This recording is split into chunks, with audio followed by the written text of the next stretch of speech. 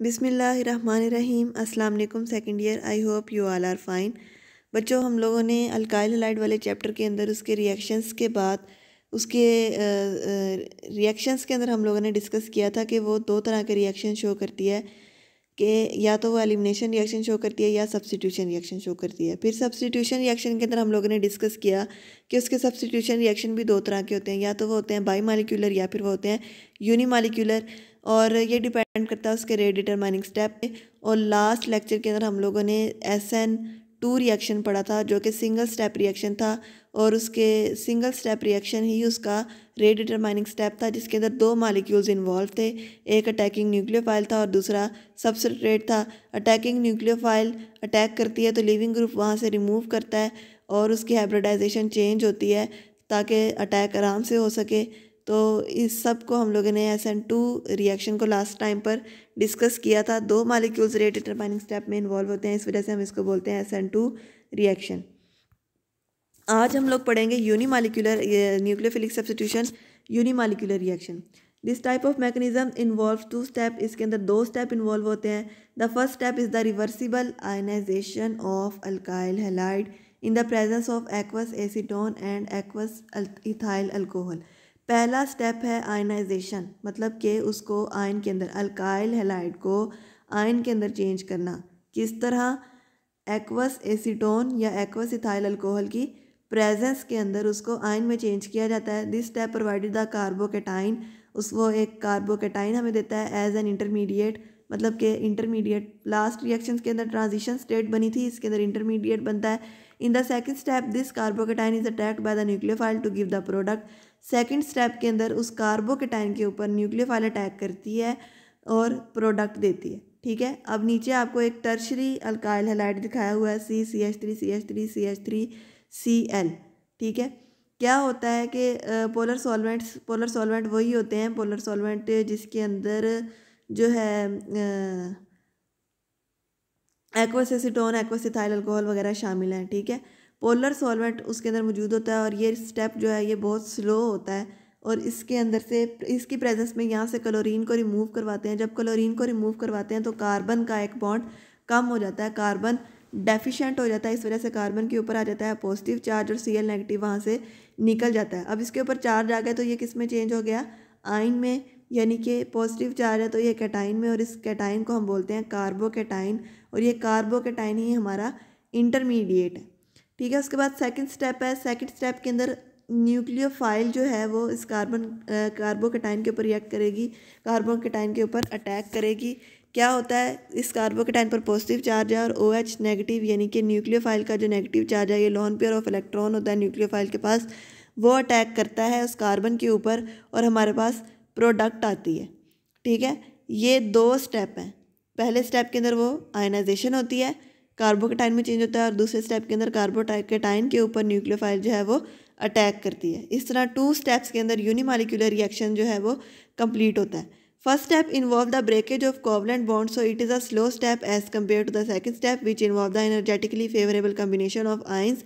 The first step is therefore called the rate determining step. अब आपको पता है कि पहला स्टेप जो है वो स्लो होता है, तो इस वजह से वो क्या होगा? रेट डिटरमाइनिंग स्टेप, क्योंकि पहले स्टेप के अंदर बॉन्ड टूटता है, टूटने के लिए उसको एनर्जी चाहिए, टाइम चाहिए। लेकिन सेकंड स्टेप के अंदर क्या होता है कि एक के ऊपर पॉजिटिव चार्ज है, एक के अंदर ऊपर नेगेटिव चार्ज है, तो वो बेसिकली कम्बिनेशन ऑफ आयंस होता है। ठीक है, तो इसलिए रेट डिटरमाइनिंग स्टेप, दूसरा स्टेप जो है वो ज़रा फास्ट होता है और पहला स्टेप स्लो होता है, और आपको पता है कि स्लो स्टेप ही रेट डिटरमाइनिंग स्टेप कहलाता है। ठीक है, the mechanism is called unimolecular because only one molecule take part in the rate determining step. इस मालिक्यूल को, इस रिएक्शन को, इस प्रोसेस को हम SN1 मैकेनिज्म इसलिए कहते हैं क्योंकि इसके रेट डिटरमाइनिंग स्टेप के अंदर सिर्फ एक मालिक्यूल मौजूद है। अब आपको लास्ट डायग्राम के अंदर नज़र आ रहा होगा कि फर्स्ट स्टेप के अंदर सिर्फ एक ही मालिक्यूल इन्वॉल्व है अल्काइल हैलाइड का, और वो रिएक्शन भी क्या है? स्लो है। तो रेट डिटरमाइनिंग स्टेप के अंदर जितने मालिक्यूल्स होते हैं उसी के हिसाब से हम बोलते हैं इसको हम यूनिमालिक्यूलर और बाई मालिक्यूलर। तो एक ही मालिक्यूल इन्वॉल्व है, इस वजह से हम इसको क्या बोलते हैं? Unimolecular. The first step involve the breakage of covalent bond. अच्छा, ये हो गया। उसके बाद है in SN1 mechanism the nucleophile attacks when the leaving group had already gone. अब SN1 मैकेनिज्म के अंदर क्या होता है कि न्यूक्लियोफाइल तब अटैक करता है जब उसमें से न्यूक्लियोफाइल लिविंग ग्रुप जो है वो पहले ही जा चुका है। So the question of direction of attack does not arise, इसलिए उसका क्वेश्चन जो है वो डायरेक्शन ऑफ अटैक का नहीं अराइज होता है, क्योंकि उसमें तो SN2 रिएक्शन में तो अंडरस्टूड सी बात थी ना कि न्यूक्लियोफाइल ने opposite to the leaving group attack करना है, क्योंकि लिविंग ग्रुप के पास भी ताकत है, ठीक है, तो वो ऑपोजिट डायरेक्शन से अटैक करता है, पीठ के पीछे से हमला करता है, ठीक है। Just a joke. उसके बाद जो है इसके अंदर SN1 रिएक्शन के अंदर लिविंग ग्रुप तो जा चुका है। अब OH नेगेटिव यानी कि जो न्यूक्लियोफाइल है वो किसी भी साइड से अटैक कर सकता है, ठीक है। तो OH नेगेटिव लेफ़्ट साइड से भी अटैक कर सकता है, राइट साइड से भी अटैक कर सकता है। उसके अंदर तो एक ही साइड से अटैक हो रहा था, इसलिए ये चीज़ फिक्स थी कि उसके अंदर जो है इन्वर्जन ऑफ कन्फिगरेशन होनी है, मतलब कि जो प्रोडक्ट आती है वो उसके उलट आती है, तीनों H दूसरी साइड पे चले जाते हैं, या तीनों जो हाइड्रोजन एटम्स अटैच थे कार्बन के साथ वो दूसरी साइड पे चले जाते हैं। लेकिन इसके अंदर ये शर्त नहीं है, इसके अंदर चांसेस हैं 50% इसके अंदर इन्वर्जन आती है, 50% रिटेंशन आती है। रिटेंशन मीन्स बरकरार रखना, ठीक है। तो SN1 रिएक्शन के अंदर 50% इन्वर्जन आती है और 50% रिटेंशन ऑफ कन्फिगरेशन आती है। फिर उसके बाद है कि अगर हम इसके रिएक्शन की बात करें तो SN1 मैकेनिज्म जो सा है वो फर्स्ट ऑर्डर काइनेटिक्स है और rate of such reaction depend only upon the concentration of alkyl halide. अब हमने देखा था कि उसके अंदर जो था कि वो डिपेंड कर रहा था कंसनट्रेशन ऑफ अल्काइल हैलाइड और न्यूक्लियोफाइल दोनों की कंसनट्रेशन पे डिपेंड कर रहा था, लेकिन इसके अंदर वो किस पर डिपेंड करेगा, कंसनट्रेशन ऑफ अल्काइल हैलाइड पर डिपेंड करेगा। The rate equation of such reaction can be written as rate is equal to K into alkyl halide. Tertiary alkyl halide when attacked by the nucleophile always follow SN1 mechanism. Secondary alkyl halide on the other hand follow both SN1 and SN2 mechanism, ठीक है। Tertiary alkyl halide हमने जब SN2 reaction पढ़ा था तो उसमें हमने देखा था कि प्राइमरी अल्काइल हैलाइड उसको फॉलो करते हैं और इसके अंदर टर्शियरी अल्काइल हैलाइड इसको फॉलो करते हैं। अब इसके पीछे भी एक रीज़न है कि टर्शियरी अल्काइल हैलाइड क्यों SN1 को फॉलो करते हैं, SN2 को फॉलो क्यों नहीं करते। टर्शियरी अल्काइल हैलाइड बेसिकली बच्चों आपको यहाँ से समझ आएगी। हाँ, इसके फर्स्ट स्टेप में देखें आपको टर्शियरी अल्काइल हैलाइड नज़र आ रहा है, ठीक है। अब टर्शियरी अल्काइल हैलाइड के अंदर कार्बन के साथ तीनों कार्बन एटम्स अटैच हैं, लेकिन प्राइमरी अल्काइल हैलाइड में कार्बन के साथ तीनों हाइड्रोजन एटम अटैच थे।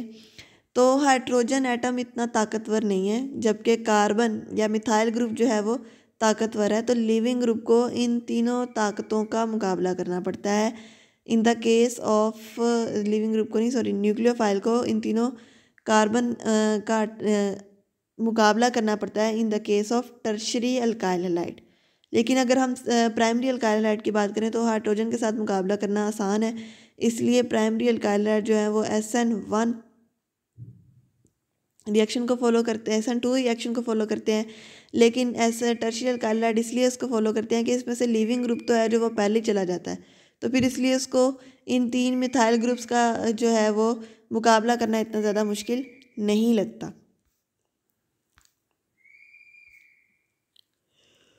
उसके बाद इम्पोर्टेंट जो है short question some time longs में भी आता है कि write down the difference between SN1 and SN2 reaction.